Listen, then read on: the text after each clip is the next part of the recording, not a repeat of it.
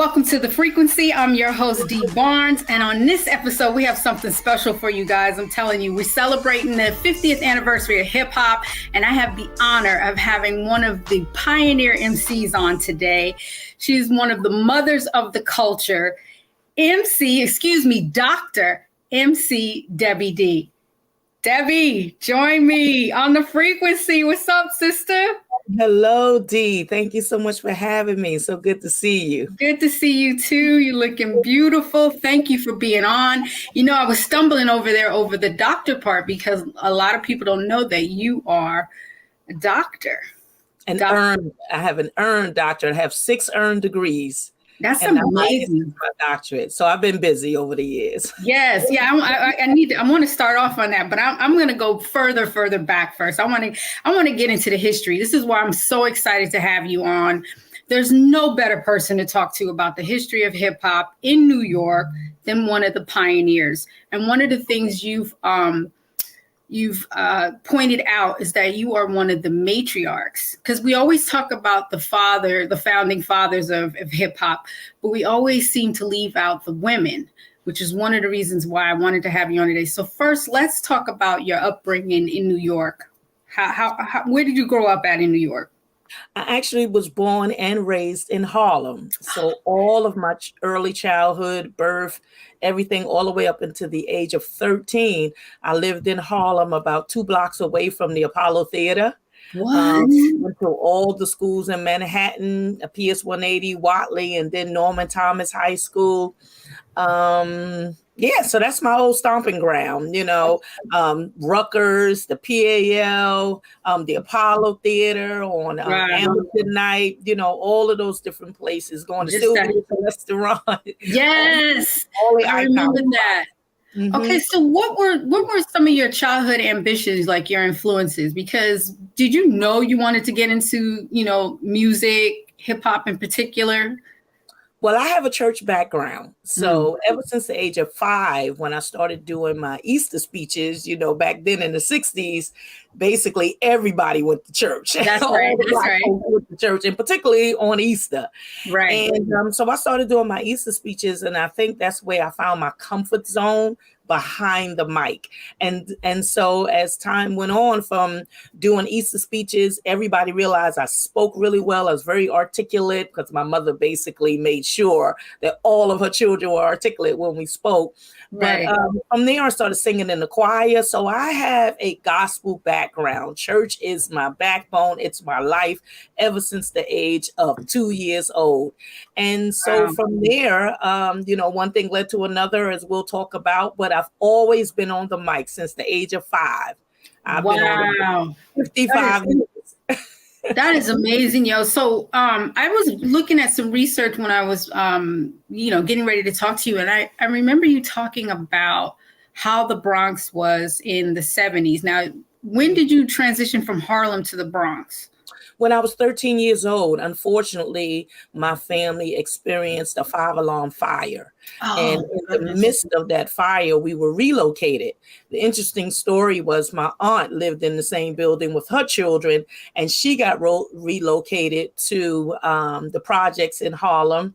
And then we got relocated, as my mother would say, to the Bronx. And I'm like, the Bronx? Right. I didn't really know anything about the Bronx other than going to the Bronx Zoo, because, for school, you kind of would go. That was a field trip. I grew up on the East Coast, too. I grew up in Queens, actually. So I remember that was like a field trip. Exactly. So you went to the Bronx Zoo. You probably went to the Botanical Garden. But the church also at the time had relocated from the Bronx to Harlem. From Harlem to the Bronx. And so that was basically all I knew about the Bronx. And then my mother said we were moving there. And so at 13 years old, we moved to the west side of the Bronx first, which is not too far from where Kool Herc and all of that stuff started. I didn't know anything about it because I was only 13. Right. But we stayed there for about a good 6 months. And then the Red Cross moved us over to Webster Houses in the South Bronx. And I'm a South Bronx pioneer. That's where the whole thing started. It's the first time I heard the beat drop. Really? The first time I got on the mic was right there in Webster Houses in the South Bronx. Oh my goodness. So that was your earliest memory of hip hop. Like, when did you fall in love with hip hop? the minute I heard the beat drop. Right, right. That was 1977. I was 14 years old. And as I said, I was living in Webster Houses, and anybody that knows New York City, and particularly when it comes to New York City Housing Authority, the buildings are really big. They're really tall, is probably a better way to say it. And so my building went up to the 21st floor, and I lived on the 19th floor. And so school was out because it was the end of June and it's hot. You know, I didn't have anything to do because I really didn't know anybody. And so I kind of just hung out in the house, and all of a sudden I heard this music, and I wasn't really interested in the music because I didn't know what it was, but I just kind of heard the music play. But what intrigued me is that the same part of the record kept playing over and over and over. And everybody knows, again, I'm a baby boomer. So if you're coming up in the 60s and the early 70s, everybody knows that when you hear or when you play music or records, those vinyl records, back then, you played the whole record out. So I'm trying to figure out, why is it playing over and over? Is it scratched? Because that's usually what happens when the record's playing over and over. And it just kept playing. And all of a sudden I heard somebody on the mic, and I'm like, Mom, can I go outside? Right. So I went downstairs, came outside, heard the music very loud, and I just followed the music, and that's when I fell in love with hip hop. And it didn't even have the name yet, you know. Going to a jam, and I went to the jam. All the kids was there. The music is playing, the DJ, and I'm like, remember now, I'm just really coming from Harlem, so hip hop didn't really explode yet. It's still very localized. I had saw anything like that or heard that type of music being played in Harlem. So I kind of heard that whole thing. I'm like, oh my God. And the kids and the break dance. And I'm like, what in the world? That is amazing.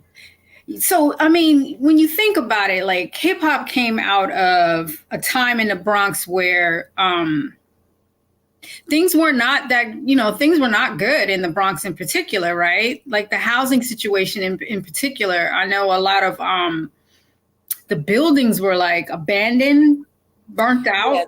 You had a lot of urban decay. I always, because I serve as a hip hop historian also in hip hop, I always like to make clear to people that when we talk about that particular time frame and the urban decay that was going on in the Bronx, it wasn't the whole Bronx.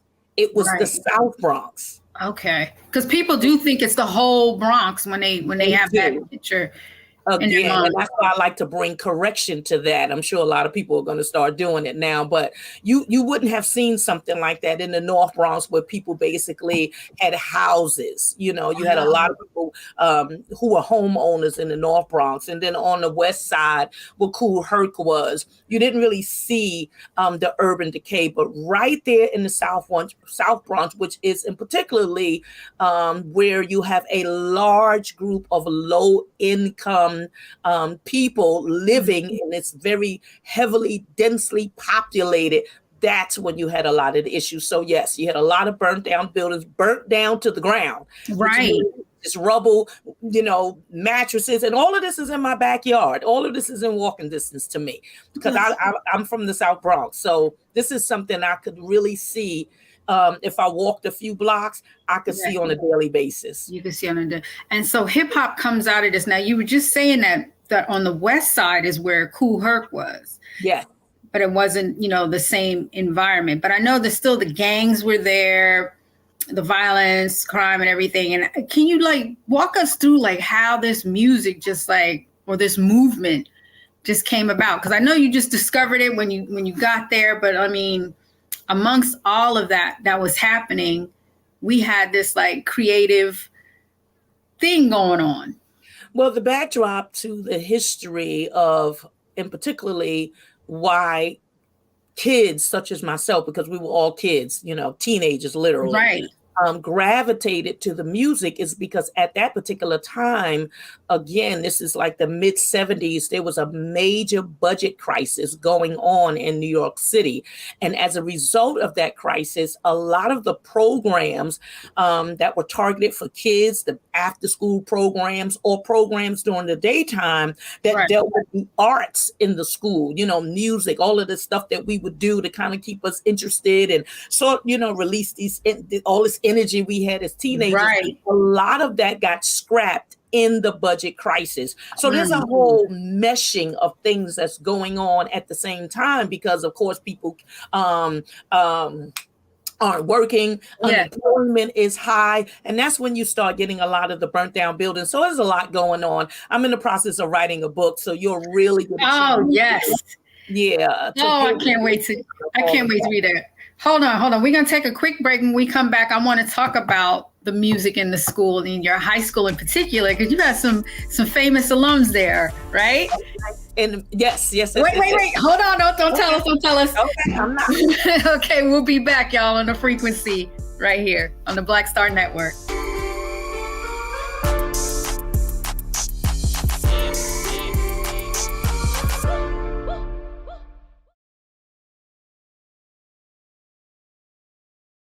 When you talk about blackness and what happens in Black culture, we're about covering these things that matter to us, speaking to our issues and concerns. This is a genuine people-powered movement. There's a lot of stuff that we're not getting. You get it, and you spread the word. We wish to plead our own cause.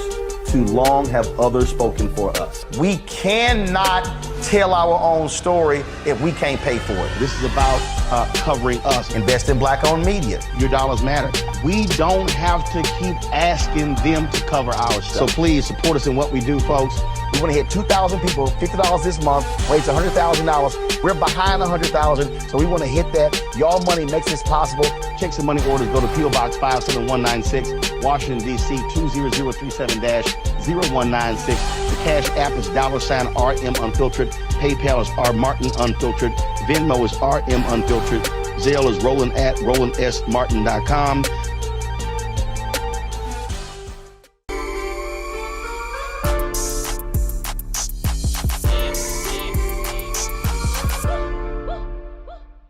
Back right here on the frequency with your host, Dee Barnes, and my special guest, Dr. MC Debbie D, one of the pioneers, matriarch of hip hop. Okay, now we were just talking about how you gravitated, or how everyone gravitated to the music at that time. Please continue. Because of all of, again, the meshing that was going on with the city of New York in terms of its budget crisis, not having the resources that we were accustomed to growing up, and all these major changes taking place. When Kool Herc started bringing his sound system outside, and then Flash got involved, and then Bambaataa got involved, and all these other DJs started springing up, the L Brothers with Mean Gene and all of those guys, the guys in my area, DJs Bear and Abel. When you started getting all of these guys out there and they're all playing the music, there is nothing else for us to do. So when the summer hits, you have these jams, because again, the term hip hop wasn't even on the scene yet. Right. It was popular then. And so, you just have kids just going to the jams, and these DJs are bringing out their sound systems at least 3 to 4 times a week. What? That's what really, we're all mind-boggling. 3 or 4 times a week. Yes. I mean, you're talking at least 8 big old speakers. At least in my area, this is what I'm seeing. You also have, let me just throw them in there. You have the Brothers Disco. They're up in the North Bronx. You have, I mentioned Bambaataa, but you also have Disco King Mario, who's in the Southeast, both of them. DJ Kenny Ken, all of those guys are in the Southeast. But the DJs are prominent. And so the DJs are basically playing the music. And then when the MCs come on the scene, we want to get on the mic. And so that's when a lot of things change. But that's what really caused us to gravitate, because we didn't really have the resources that we were accustomed to. So that became my playing ground. And today it's a multi-billion-dollar business. I mean, it is global, worldwide. I remember the same type of thing, hearing it in the park and wanting to be involved. But I want to go back to your schooling now.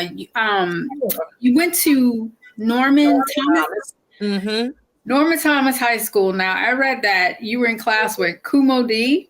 Yes. And Special K? Yeah, Special K went to the school as well. Unbelievable.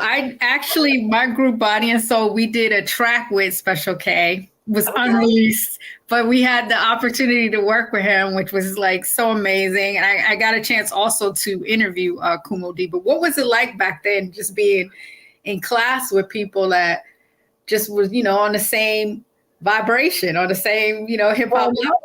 Much didn't really happen in the classroom. Right. But the fortunate thing about attending Norman Thomas in the 70s and early 80s, I graduated in 81, is that from what I know, we were the only high school in New York City, public high school, that had music in the school. What? So at lunchtime, like a lot of pioneers will talk about how they would kind of, play a tape, or maybe somebody was beating on the table. On the lunch table, yep. Right, and then somebody would be rhyming. We didn't do that.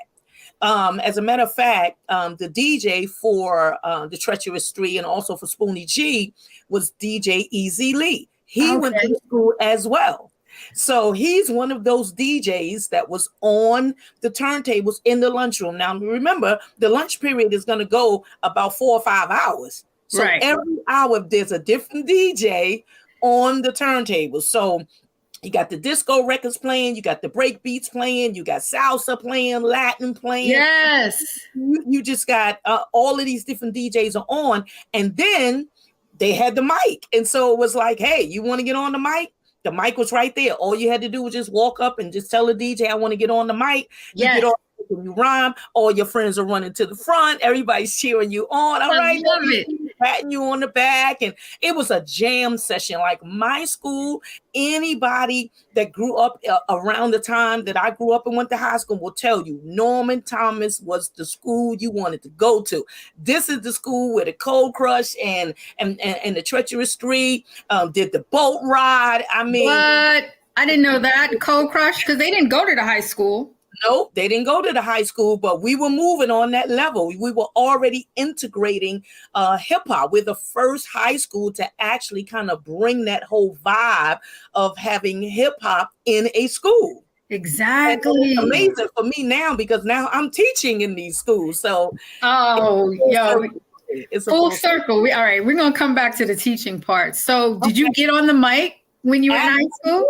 Absolutely. And let me just backtrack too. I do want to say, because I went to Norman Thomas, and Norman Thomas is located in Lower Manhattan, in Midtown, actually, like Murray Hill area or something. Right. 33rd Street. But for me, it was beneficial because I lived in the Bronx, but I went to school in Manhattan. And I was fortunate to hear Harlem Emcees and Harlem DJs probably earlier than most people. Right. So a lot of times when people talk about the history of the Bronx and what the Bronx is doing early on, they may not really realize that there's a whole nother scene that's going on in Harlem, because I'm listening to Kumo D, I'm listening to Special K when these guys are in the hallway, when sometimes they're like battling each other in the hallway. It was amazing. It was a lot going on. So you were just saying that there was a whole different scene in Harlem. So that means that Brooklyn had a different scene, Queens had a different scene. So just like it just started popping up all over. Well, by the time I'm in high school, and this is basically from 77 to 81, but the earlier part of the high school, you really didn't have Brooklyn crews, and you didn't have Queen crews. If you had them, they were probably far and in between, and they're not necessarily featured on flyers. You do have the DJs that are featured on flyers, like the Disco Twins. You'll see their name, but you don't necessarily see a lot of MCs popping up. Even some girls popped up who were DJs from Queens, like Lady Love and Quinny Quinn. But MCs, you didn't really see them as of yet, because everything is basically happening in the Bronx and in Harlem, which is actually interconnected by a bridge that you can walk across. Right. So, okay, so now we're gonna get into the women. We have to get into the women. Okay, wait. Let's take a quick break. We're gonna come back and talk to you because this is like so much history. I'm like, and I'm remembering my upbringing too. So I'm just like, this is a lot. I love it, y'all. We'll be back right here on The Frequency.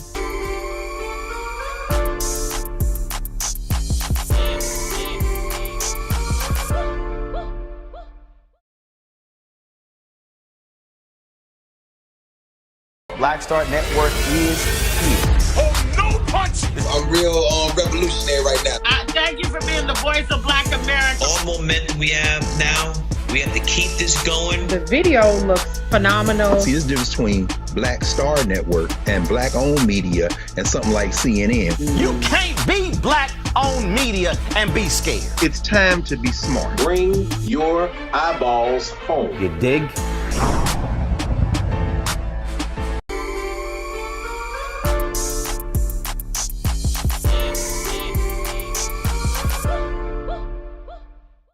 Back right here in The Frequency with your host, Dee Barnes, and my special guest, Dr. MC Debbie D. We're talking about all the history of hip hop right now. And Debbie, I got to get into it. The women, okay? Because you named a lot of crews, a lot of guys from the Bronx. But when did you start seeing I mean, you were right there. So you did see the women getting involved because it was just like, not just about the MCs, but like all the elements were happening at the same time in hip hop. So the DJing, the rapping, where we got the beatbox, graffiti, The breakers, graffiti, So and the fashion, the fly girls, and the fashion and the fly girls. Yes. So you saw the women at the same time the men, because when they tell the story of hip hop, we might hear occasionally about the women, but it's always the men. So what were you seeing then, and as far as the women coming up and, you know, the matriarchs of the culture? Well, let me first bring some clarity as to why, when you hear any discussions on early hip hop, why you don't hear a lot about the women, because there weren't that many. Okay. There were only a few of us. And at that particular time, almost every woman or young girl at that time, because we were all teenagers, was in a male group. A crew. Yes, was in a male crew. Right. So you may have a few exceptions, but for the most part, every girl is in a male group. So when you hear the names, you may not necessarily think of the girl, or the guy isn't thinking of the girl, because, and this is one of the things I break down in my book. And here's the reason: because groups move together. You didn't move as an individual. You moved as a unit. Like it's Grandmaster Flash and the Furious Five. It's the disco, the Brothers Disco, the Funky Four plus one, and my crew, DJ Patty Duke and the Jazzy Five. Like people booked you as a unit. They didn't book you separate, because we didn't really have soloists then. The soloists didn't really come into play until 1980, and all of that's documented on flyers. Right. So everybody moved as a crew. So that's one of the reasons why you don't see a lot of girls when they're talking about crews. If a girl is in that crew, of course, they're considering, the person who's speaking is considering the girl, but the girl didn't stand on her own. That really didn't come until I became a soloist in 1981. Wow. And you know what? I'm so grateful for you to put it like that, because I always have an attitude about it. Like, why you don't talk about the women, you know, and blaming it on, you know, a lot of misogyny. But it's basically, like you said, we were just beginning. So there weren't that many of us, and no one knew. So who were some of the... Let me say this. When people think today of girls, all of those girls are standing on their own. Right. Back then, girls didn't stand on their own. Right. Girls with crews, but now you don't have crews. You basically have everybody in hip hop is a soloist now. True. In the beginning of hip hop, it was all crews. Mm-hmm. So it's not that people are trying to be disrespectful when they talk about history. It's just that they're talking about the crew. And if you want to hear about the girl in the crew, if you know that she's in the crew, then you would have to single her out and ask the question. So, for the most part, people are being pretty honest. Yes. And I'm so glad you broke it down like that too, because that really gives me a whole nother perspective and respect on the culture in itself. So as long as the mothers of the culture are being acknowledged and lifted up, it's all good with me. Well, let's talk about who are the mothers. So let's make it clear. Let's make it clear who the mothers are and why we are called the mothers, the matriarchs of the culture. Okay, so break it down. The four mothers is Debbie D, Sharac, Lisa Lee, and Pebbly Pooh. Those are the four mothers of the culture. So if you're going to do any accolades or anything, you need to be calling all four, because all four of us were in crews. However, we are the four girls who stuck out the most in our crew. And we're also the four girls who have the most longevity when it comes to other female MCs in the 70s or the 80s. It's not that other girls wasn't there, because I can name a few other girls that were there. However, we have the most longevity. We have been featured in books, and we did a lot. Did a lot. That's why we are considered not just pioneers, but the mothers. We stand at the cream of the crop when it comes to hip hop. Anything you're talking about a movie, you're talking about TV, you're talking about radio, whatever you're talking about, one of us is going to be there. Debbie D is going to be there, Sharac is going to be there, Lisa Lee is going to be there, or Pebbly Pooh is going to be there, or all four of us going to be there. But we're at the forefront holding it down. So see, I'm so glad you clarified that too, because those are the shoulders that we are standing on, basically. Those four in particular. Okay. And now let me just say, because I don't want nobody coming for me, it doesn't mean that other women young ladies wasn't there. Like you did have the Mercedes ladies, and you did have Inner City Disco. You also had Sequence. And Sequence to me is like your first female superstars. Yes. They come under Sugar Hill and, all that they did with their records and everything. But when we look at the Bronx, when we look at hip hop in its genesis, in part jams, when it's all first starting, we are the four girls who started there.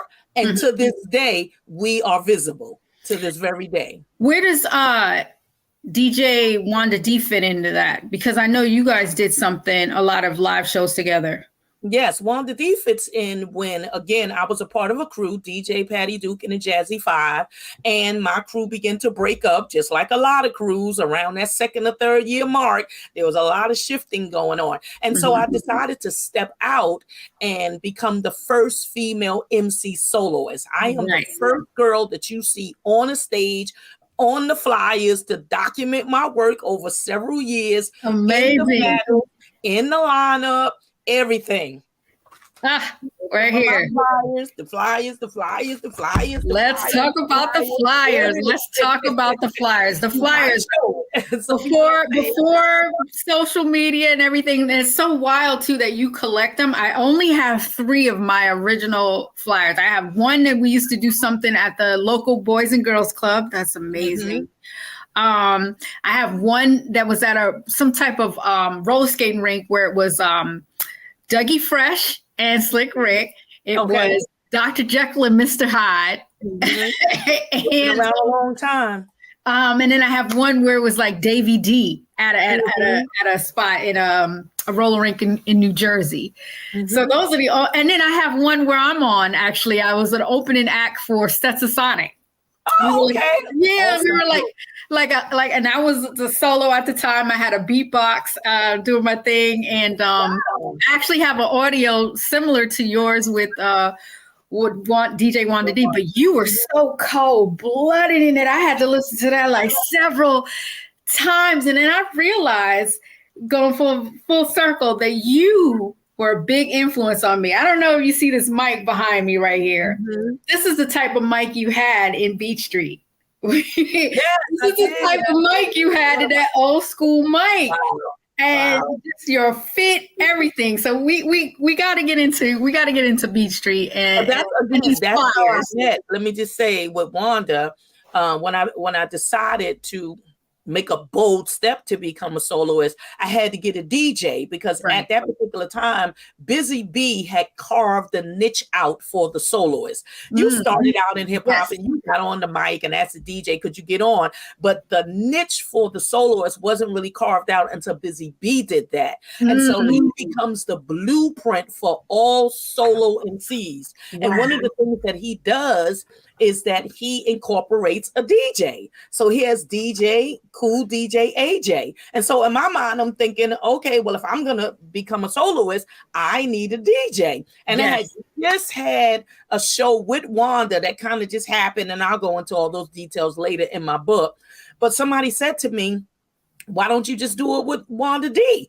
Debbie D, Wanda D. And I'm thinking, okay, we were kind of new on the scene, but we came together and I promise you, we were amazing. That tape, that you heard, that audio is actually a battle at Harlem World. What?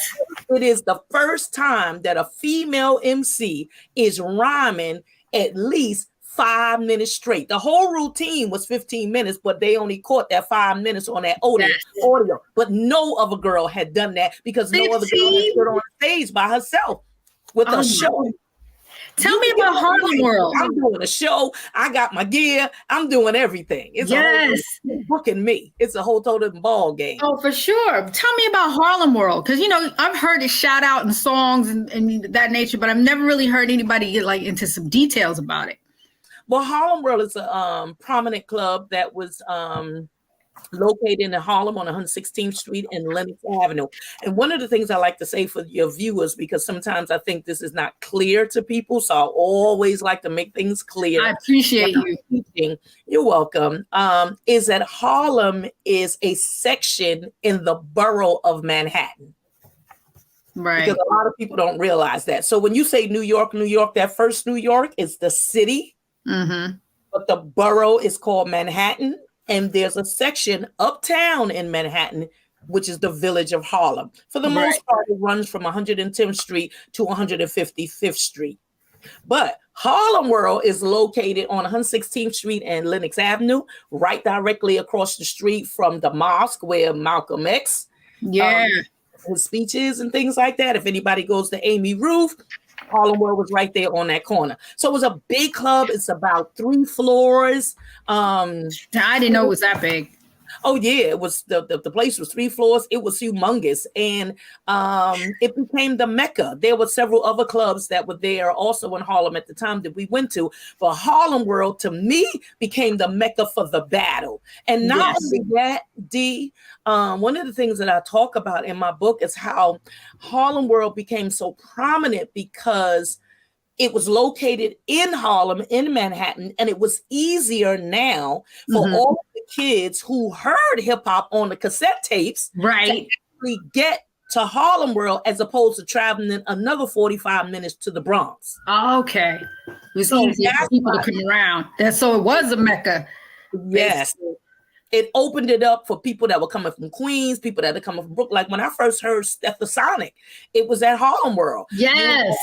You have the Force Emcees, who are now the Force MDs, but they first was the Force Emcees, and they were from Staten Island, and they're coming into Harlem. It was just easier to get to. So a lot of people got discovered right there in Harlem World, but that was where the battleground was. So if you didn't want to battle, you don't want to get in there. That's where the Cold Crush is battling. That's where Mo D and Busy Bee is battling. That's where Debbie D is battling, because I'm right there when we doing these battles. It's going down. The Crash Crew, the Feeling For, the Treacherous Stream, Spoonie G, T-Ski. Oh my goodness.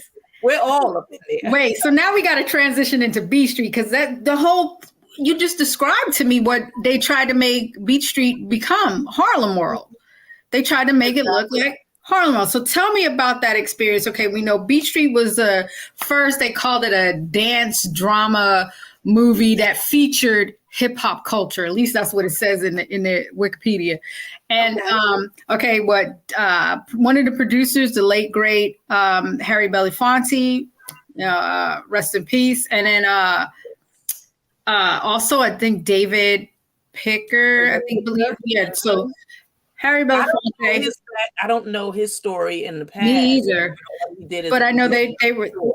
Right. They were the producers, and then the director was Stan Latham. I'm just trying to get all of this out in the Stanley open. Latham is important because Stanley Latham is Sanaa Lathan's father. Exactly. And Sanaa is in one of my other favorite hip hop films, Brown Sugar, because that was my upbringing with hip hop. I heard it in the park and gravitated that way. But talk about your experience on Beach Street. Well, Beach Street was an experience because it helped to take hip hop and propel it to another level. We had the records, but it was still, hip hop was still at a place where people in the world were still trying to struggle with, is this something that's really going to stick around? Is it something we want to invest our money in? And then here comes Harry Belafonte, who decides he's going to get involved in it. He's going to put his money to it. And so what he does is, as we just said, he calls in, his friends. We have Kenny, who is the main player and the main actor in the story, who is the son of Ruby and Ozzie Davis. Oh, I didn't realize that. Yes, you have who is the daughter of Chong from Cheech and Chong. Yes, that one I knew. I knew about Ray. Major players in it. But Harry Belafonte decided, listen, this is underground, but I just believe that something is really brewing here. And for the most part, the majority of the movie is filmed in the Bronx. Now, about 6 months before the movie, I'm climbing as a soloist. I am the #1 girl in the city, and the flyers to document that. I'm on everything. That's right. I mean, we're crushing it. We're killing it. And, a lot of transition had taken place in hip hop with a lot of the crews and different things like that. And so in the midst of all of that, Chirac, who was a part of Funky Four and the Funky Four Plus One, approached me about the idea of me, her, and Lisa Lee of the Cosmic Force coming together as a girl group. Oh. And so I thought to myself, I'm doing real good, but these are my two pioneer sisters. Now, if anybody's name is hot on the streets, like I said, it's 3 of the 4 girls who I said are the matriarchs, Debbie D. Chirac and Lisa Lee. We're the hot girl, regardless of what's going on. If it's on the flyer, we're on it. Okay. And so I thought to myself, and particularly Wanda D was DJ, so I talked to her about it. She decided, that we would all just kind of group together. In the midst of that, like I said, that the movie is going on. We heard about the movie, D. And girl, let me tell you. So you heard about the movie like it was a casting call, or? Yes, I don't know how we heard about it, but we heard about it. I mean, because still, hip hop is still small, so whatever's going on, whatever's popping in the streets, you're gonna know about it. That's so people true. talk about this movie is going on, and so they were having auditions at the Roxy's. So we said to ourselves, we're going down there to tell them they need to have us in the movie. No doubt. We're not auditioning. We're not doing it. No. If you're going to have a girl on the mic, it's going to be us. That's right. And at that time, we were called Empress. Okay. Because all of us felt that we were queens. I had the title of Queen MC. And then when the word rapper became popular, I changed it to Queen Rapper. And then Lisa Lee, who was part of the Zulu Nation, also was using the title Queen MC. But we didn't have any issues with it. We all worked together. And so we went down there or whatever, and we said what we said, and they said, okay, we're gonna put y'all in the movie. Oh, I love it. Movie. That scene so much is like just ingrained in my memory. I know that had to be my first time seeing like women on the mic in a film. So that took it from local to like global, inspiring women all over the world to get into hip hop. I know for me, it definitely was. You were definitely a big influence on me. I mean, first of all, I always talk about it, just the fits, everything that you guys had on then can be rocked right now. Oh, well, those weren't your clothes, and you guys didn't pick it out, but it doesn't. It's still, but it looked dope though. You don't think it looked dope? You don't like it? not compared to what I had on when I came there. Oh, I wish I could start my rhyme off. I say the fly girl Debbie D, right? So I came there fly. People knew me for dressing real fly. And when I got there, they was like, to wardrobe. We're like, what? Girl, I had on these boots where the top of the boot came off. Oh, I didn't even see that. Because I didn't wear them. They only let me keep the bottom part.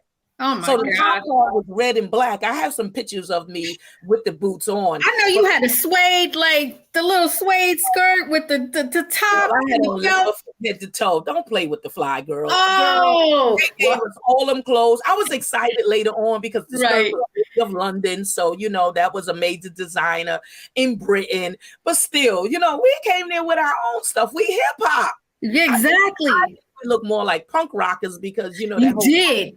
Going on too. It did give you like an underground punk rock type of feel. And that's why that's probably why I love it so much. I mean, to this day, but I would have loved to see, please put that in your book, what you had on. Absolutely. Because you were showing the true hip hop spirit. Yes, okay. We got to take a break. We're going to come back with more this hip hop culture and these flyers. We got to talk about the history right here on The Frequency.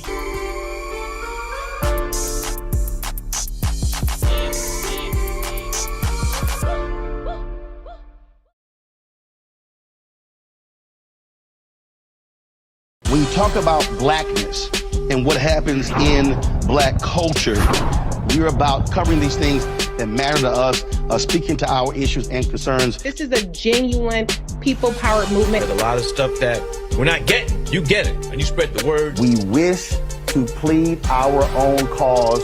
Too long have others spoken for us. We cannot tell our own story if we can't pay for it. This is about covering us. Invest in black-owned media. Your dollars matter. We don't have to keep asking them to cover our stuff. So please support us in what we do, folks. We want to hit 2,000 people, $50 this month, raise $100,000. We're behind 100,000, so we want to hit that. Y'all money makes this possible. Checks and money orders go to P.O. Box 57196, Washington, D.C. 20037-0196. The Cash App is $RM Unfiltered. PayPal is R Martin Unfiltered. Venmo is RM Unfiltered. Zelle is Roland at RolandSMartin.com.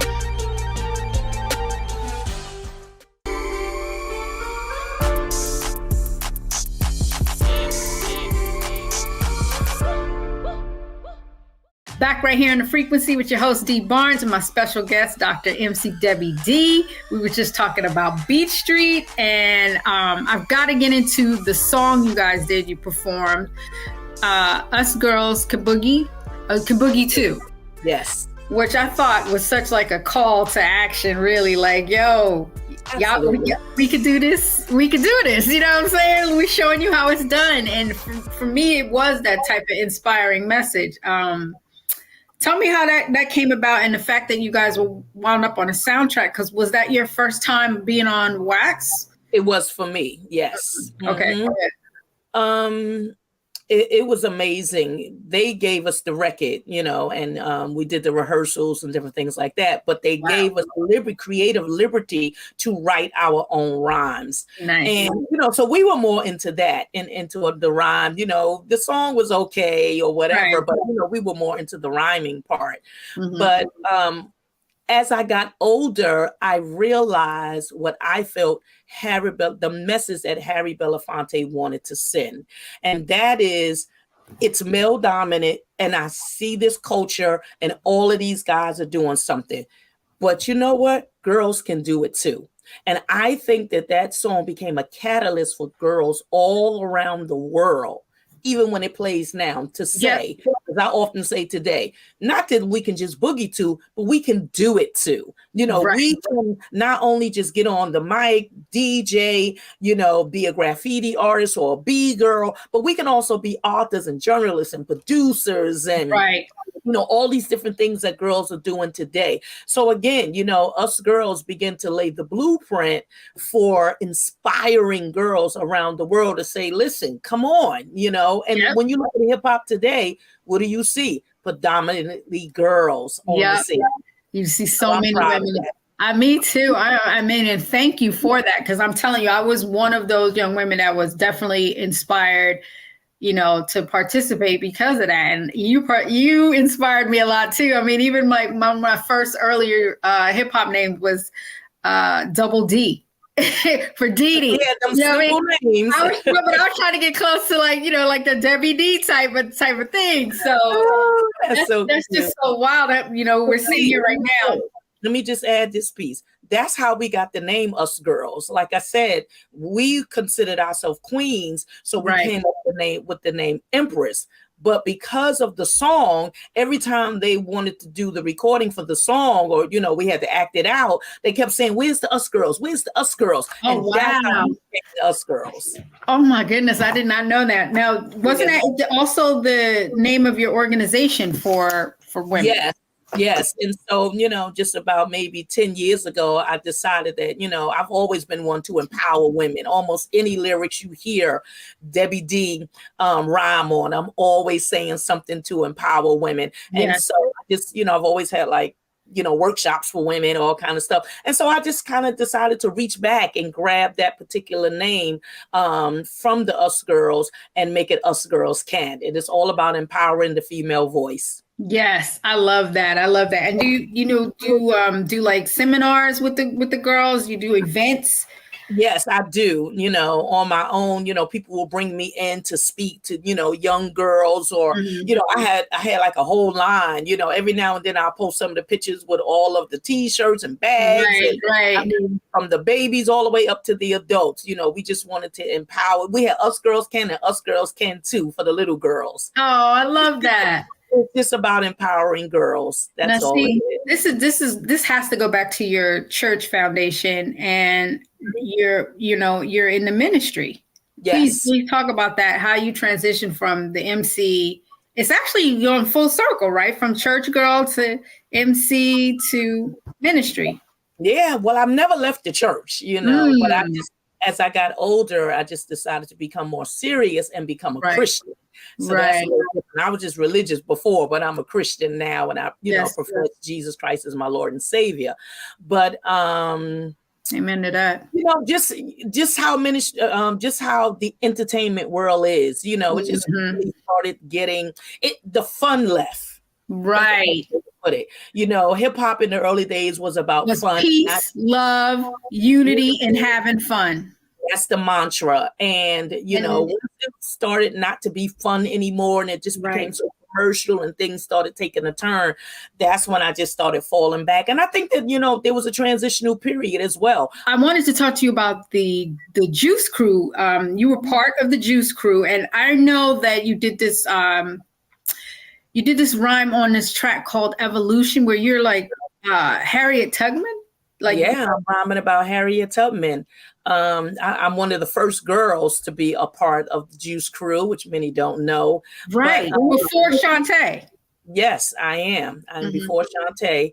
And Fly Ty reached out to me and said he wanted to do a project that was a little different from the norm. And he wanted to feature, do something for Black History Month is what it was. And so he asked me if I would do something on Harriet Tubman. And I went to the iconic Schomburg Library, where I had a friend go there and pull everything that she could get on Harriet Tubman, and wrote the rhyme. And I can say that's one of my favorite works, because this was the first time that you got a chance to put the history of our Black leaders in rap form. Right. And I'm so honored to be a part of that. It's an amazing record. I think I actually have the vinyl. It's like one of the first ones that I think the Juice Crew did, right, on Cold Chilling label, I think. Yes, I think that was on Cold Chillin'. You have MC Shannon's on it, you have G-Rap on it, and also the other young lady that's a part of the Juice Crew is Glamorous. There's three of us that were rhyming at that particular time. So that's me, Shantae, and MC Glamorous. And MC Glamorous, that's right. I completely forgot that so you're basically because Glamorous started out with you too no, she came after. Yeah, she came after. Yeah, so you're the only one that went from like the original early days to the the golden era. Yes, absolutely. Because I connected with the Juice Crew, I got an opportunity to, rub shoulders and, start doing some work with those who were hot at that particular time. Right. And so, again, there was a lot of transition going on. And so a lot of the older crews kind of faded out of the scene around that particular time, which is like around 86, 87. Right. But I was fortunate enough to still be around and to connect with this amazing group of prolific MCs. Definitely. And that's how I got on Evolution. Were there any more records you were on that I'm not aware of? Yes, I also had 2 singles. Again, The Other Woman. It's everything is on my website, mcwe.com. The Other Woman, and another record called Tom, Dick, and Harry. Ooh. So it's good. Yeah. I'm gonna have to go check that one because that's the one I didn't miss that one. I did hear about The Other Woman, but not the Tom, Dick, and Harry. I got to check that out. What girls are talking about today, right? Because they had all the battle wars were going on, and so Fly Ty was like, do something different, and so I decided to do that. I don't necessarily think it's my best work. I think the lyrics are great, but I think I had to hold back because I was trying to be soft and kind of sensual. Right. That's not me. I'm a battler. I'm full speed. I'm aggressive when I'm on the mic. So it's okay. But those are the 2 singles that I did. Thank you, sis. I appreciate you. When we come back, we're going to wrap it up with our guests.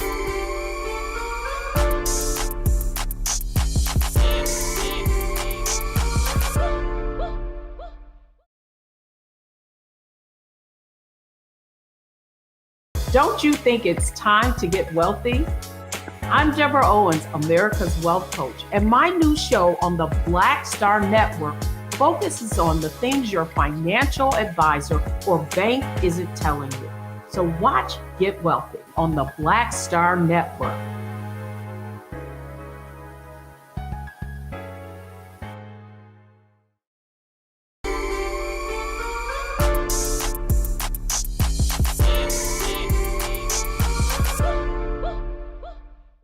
Back right here on The Frequency, talking to my special guest, Dr. MC Debbie D. I wanted to talk to you about the Juice Crew. You were part of the Juice Crew, and I know that you did this rhyme on this track called Evolution, where you're like Harriet Tubman. I'm rhyming about Harriet Tubman. I'm one of the first girls to be a part of the Juice Crew, which many don't know. Right, before Shantae. Yes, I am. I'm before Shantae. And Fly Ty reached out to me and said he wanted to do a project that was a little different from the norm. And he wanted to feature, do something for Black History Month is what it was. And so he asked me if I would do something on Harriet Tubman. And I went to the iconic Schomburg Library, where I had a friend go there and pull everything that she could get on Harriet Tubman and wrote the rhyme. And I can say that's one of my favorite works. Because this was the first time that you got a chance to put the history of our Black leaders in rap form. Right. And I'm so honored to be a part of that. It's an amazing record. I think I actually have the vinyl. It's like one of the first ones that I think the Juice Crew did, right, on Cold Chilling label, I think. Yes, I think that was on Cold Chilling. You have MC Shannon's on it. You have G-Rap on it. And also the other young lady that's a part of the Juice Crew is Glamorous. There's 3 of us that were rhyming at that particular time. So that's me, Shantae, and MC Glamorous. And MC Glamorous, that's right. I completely forgot that so you're basically because Glamorous started out with you too no, she came after. Yeah, she came after. Yeah, so you're the only one that went from like the original early days to the golden era. Yes, absolutely. Because I connected with the Juice Crew, I got an opportunity to, rub shoulders and, start doing some work with those who were hot at that particular time. Right. And so, again, there was a lot of transition going on. And so a lot of the older crews kind of faded out of the scene around that particular time, which is like around 86, 87. Right. But I was fortunate enough to still be around and to connect connect with this amazing group of prolific MCs. Definitely. And that's how I got on Evolution. Were there any more records you were on that I'm not aware of? Yes, I also had 2 singles. Again, The Other Woman. It's everything is on my website, mcwd.com. The Other Woman, and another record called Tom, Dick, and Harry. Ooh. So it's good. Yeah. I'm gonna have to go check that one because that's the one I didn't miss that one. I did hear about The Other Woman, but not the Tom, Dick, and Harry. I got to check that out. What girls are talking about today, right? Because they had all the battle wars were going on, and so Fly Ty was like, do something different, and so I decided to do that. I don't necessarily think it's my best work. I think the lyrics are great, but I think I had to hold back because I was trying to be soft and kind of sensual. Right. That's not me. I'm a battler. Yeah, I'm full speed. I'm aggressive when I'm on the mic, so it's okay. But those are the 2 singles that I did. And just a quick point, what do you think? Because I know you wrote a lot of your own lyrics. What do you think about women writing their own lyrics or having a ghostwriter? I mean, I know there's other male MCs that have ghostwriters too, but they seem to focus in on the women having ghostwriters. What do you think of an MC that doesn't write their own? I'll echo the words of KRS-One, something that I heard him say just recently. I think just perhaps the other day. In regard to ghostwriters, I don't have any issues with people having a ghostwriter because sometimes I mean there's a writer's strike that's going on right now. Right. There are people who just are gifted to write. I am a writer by profession. I write everything that I've ever rhymed. I wrote, and when I still have my original rhymes right now, but I just think, as KRS-One said, if you're going to have someone else write your rhymes, just make sure they're a good writer. Right. Don't pick a writer who doesn't know how to write, and then of course you can tweak it into your own voice and that type of thing. I mean, I know how people feel about somebody else writing your rhymes, but I think that's more old school now in terms of that thought. Of course, I applaud you if you did the work because writing is not easy. You have to write and rewrite. You write and rewrite, until you get it sharp and it's strong. It's in your voice and you can feel it. All of that goes into it. But if you're going to have somebody to write it, and you're paying them to write it, get the best writer. Get the best writer. Holla at me. Holla at you. Holla at your girl. Holla at your girl. I love it. And see it right here. Hip hop knowledge right here on the frequency, y'all.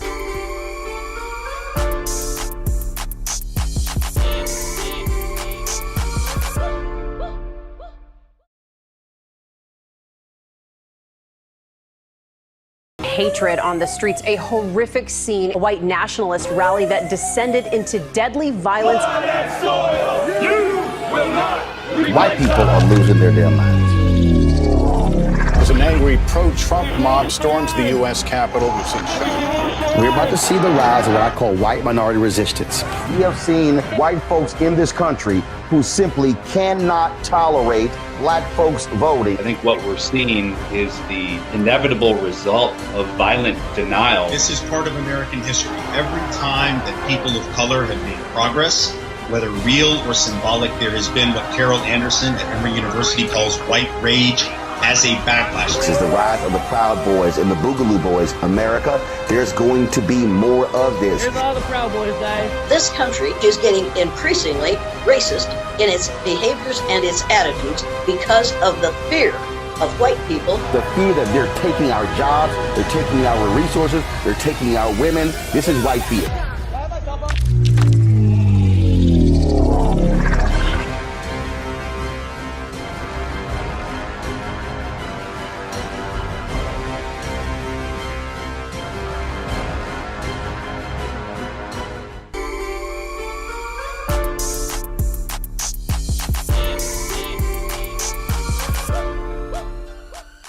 I hope you enjoyed this episode, another edition of Celebrating the Legacy of Hip Hop 50 with my special guest, Dr. MC Debbie D, one of the original pioneers, matriarch of the culture, starring in Beat Street. You know her work.